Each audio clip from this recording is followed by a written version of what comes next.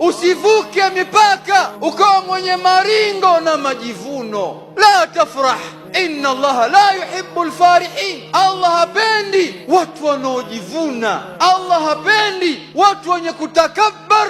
La tafrah. Furaha, ndugu zangu, Allah hajakataza furaha katika misingi ya kisheria, lakini furaha ya majivuno, ya kujigamba, ya kujiona kwamba wewe ndiyo wewe, Allah hapendi. Wabtaghi fima ataka Allah dara al-akhirah. Ewe Qarun, katika neema ile alokupa Mola wako iwe ni sehemu ya msaada wako wewe, msaada ambao wakusaidia ili upate akhira yako. Hii mali ambayo Allah amekuruzuku sio kwa sababu ya ujanja wako hata kidogo, sio kwa sababu ya akili yako, sio kwa sababu ya ushujaa wako.